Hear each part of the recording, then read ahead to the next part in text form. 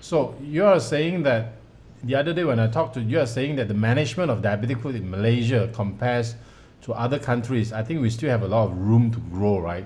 Can you tell us a bit of how it works in actually say Australia or in US? How does it work? I think in a lot of the developed countries, um, the primary healthcare recognizes diabetic foot as a very big major problem. So patients and also patients probably, I mean, they know what's they get treated early. So what happens is that when they have a first of all they get they a lot of these things are prevented. So number one, they take care of your sugars. Uh, there's something called HbA1c, which is the 3 monthly kind of 3 monthly look Yep. at the sugar control. You Yep. want to get it to 7. So that's number one. Number two, you get them to all these patients need to exercise regularly, and that's like the circulation going, and keeps the heart then healthy and all. The third thing that happens, the blood pressure control is very good. So you want to get the blood pressure to be like for diabetics, you want to be for them to be below 130/90.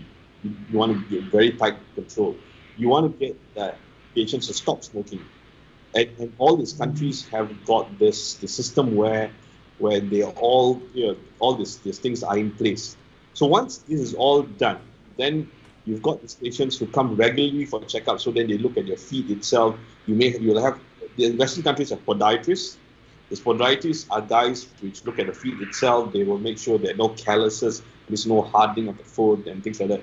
They will make sure the toenails are properly cut. They will get them good footwear. So that means if they're diabetic, they'll have proper footwear which prevents uh, pressure points in the foot. The pressure points in the foot are the reason why people develop ulcers and wounds in the leg and injuries to the leg. So they get proper, good footwear for themselves, and they're taught how to take care of themselves. Okay, so that's one. So that's prevention comes in. It's a big part in that.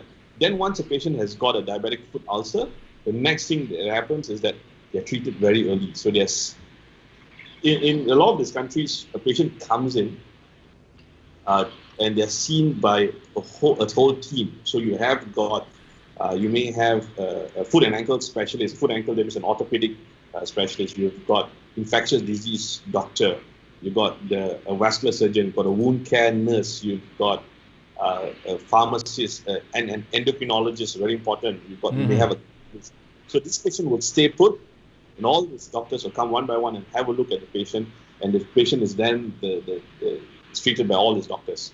So everyone gives their input, and then the patient then gets the optimal treatment. So everything's taken care of. So from the sugar control to if there's any infection, if any food support's required, if the vascularity is a problem, the medications, all the pharmacy will look at through all the medication, make sure there's no interaction, and patient regularly takes the medication. So all these things are done properly, and only with that you can actually have a good diabetic foot program.